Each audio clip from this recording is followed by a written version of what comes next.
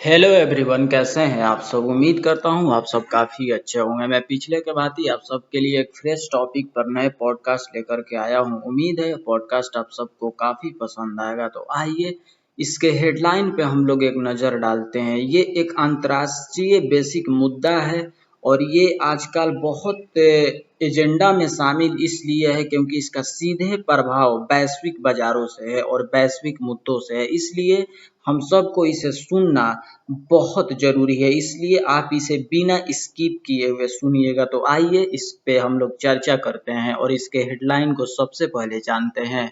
इसका हेडलाइन है कि हिजबुल्लाह इजराइल टकराव का कारण, इतिहास और प्रभाव। आप जब न्यूज चैनल खोलते होंगे और युद्ध से जुड़ी अंतर्राष्ट्रीय जो ईरान और इजराइल और ये हिजबुल्लाह के साथ में जो साझा युद्ध आजकल चल रहा है और पीछे चल रहा था, इस पे आखिर क्या प्रभाव है कि आज ये हमेशा आप लोग टकराव देखते होंगे और ये क्या बोला जाता है, ये संघर्ष विराम पे हमेशा से ताला लगा के रखा है हिजबुल्लाह इजराइल टकराव। इसलिए आप सबके मन में ये जरूर सवाल उठता होगा कि आखिर हिजबुल्लाह इजराइल युद्ध रुकता क्यों नहीं है। तो इसी पे हम लोग करेंगे चर्चा। आइए चर्चा को आगे बढ़ाते हैं।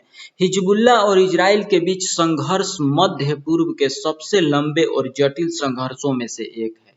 यह केवल दो पक्षों के बीच का सैन्य टकराव नहीं है, बल्कि इसमें क्षेत्रीय राजनीति, धार्मिक पहचान, सुरक्षा चिंताएं, सीमा विवाद और बाहरी शक्तियों की भूमिका भी शामिल है।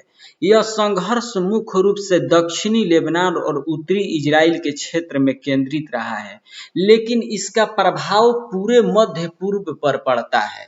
हिजबुल्लाह आखिर क्या है? सबसे पहले आप सबको मन में ये सवाल उठता होगा। हिजबुल्लाह एक शिया मुस्लिम राजनीतिक और सैन्य संगठन है, जिसकी स्थापना के बारे में अगर मैं बात करूं तो 1982 में लेबनान में हुई थी। संगठन का गठन उस समय हुआ जब इजराइल ने लेबनान में सैन्य अभियान चलाया था। हिजबुल्लाह स्वयं को लेबनान की रक्षा करने वाला प्रतिरोध आंदोलन मानता था, जबकि इजराइल और कई पश्चिमी देश इसे एक उग्रवादी या आतंकवादी संगठन मानते हैं। संघर्ष का आखिर मुख्य कारण क्या है?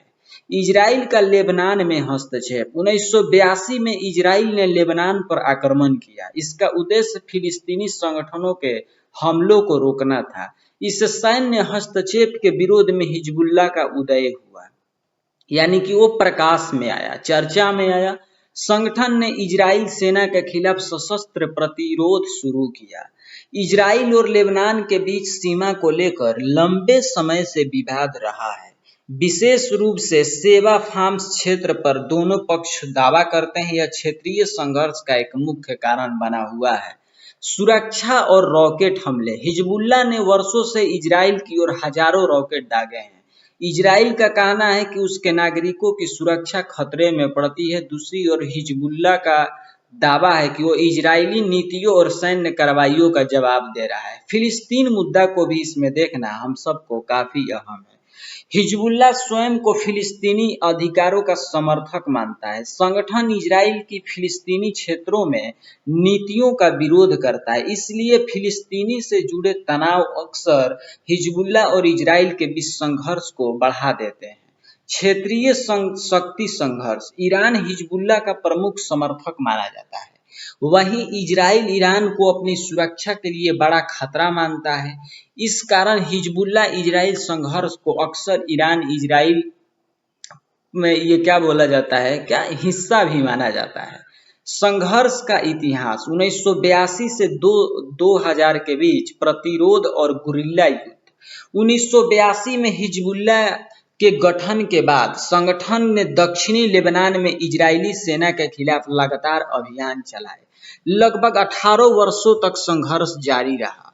2000 इजरायली की वापसी। 2000 में इजराइल ने दक्षिणी लेबनान से अपनी सेना वापस बुला ली। हिजबुल्लाह ने इसे अपनी बड़ी जीत बताया, हालांकि सीमा विवाद और तनाव समाप्त नहीं हुए। जुलाई 2006 में हिजबुल्लाह ने इजरायली सैनिकों का अपहरण कर लिया। इसके जवाब में इजराइल ने बड़े पैमाने पर सैन्य कार्रवाई शुरू की। लगभग 34 यानी कि 34 दिनों तक यह युद्ध चला।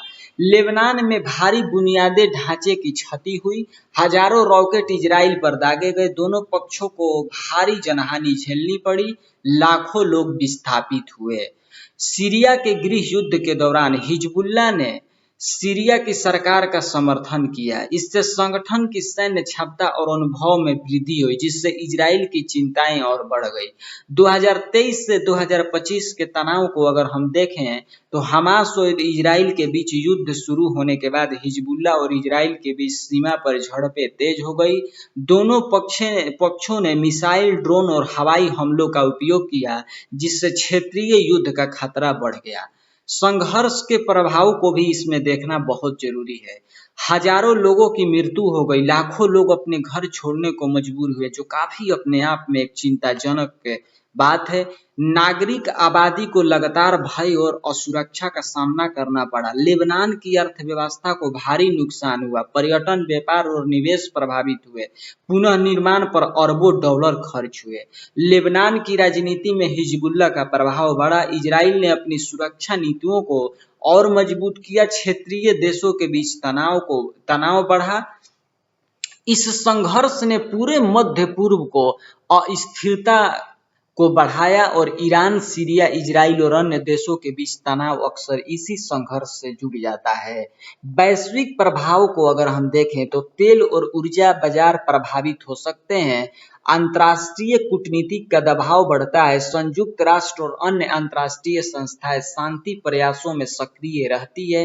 हिजबुल्लाह इजराइल टकराव केवल सीमा विवाद का मामला नहीं है, इसके पीछे ऐतिहासिक घटनाएं, सुरक्षा चिंताएं और फिलिस्तीनी प्रश्न, धार्मिक पहचान और क्षेत्रीय शक्ति संतुलन जैसे कई कारण जुड़े हुए हैं। दशकों से चले आ रहे इस संघर्ष ने हजारों लोगों की जान ले ली है और मध्य पूर्व की स्थिरता को प्रभावित किया है। अस्थायी शांति के लिए राजनीतिक संवाद, सीमा संबंधी समाधान और क्षेत्रीय सहयोग की आवश्यकता मानी जाती है। इसीलिए तो मैंने इस पे पॉडकास्ट लाना काफी अहम समझा, क्योंकि ये एक वैश्विक मुद्दा है और ये हमेशा से आप न्यूज चैनलों में देखते आते होंगे कि हिजबुल्लाह इजराइल टकराव आखिर थमने का नाम क्यों नहीं लेता। तो उम्मीद है कि इस पॉडकास्ट के माध्यम से हिजबुल्लाह इजराइल टकराव, कारण और इतिहास से जुड़े कुछ प्रभाव के बारे में काफी अच्छे से समझे होंगे। तो मुझे यानी कि संकेत सिंह राजपूत को दीजिए इजाजत। नमस्कार।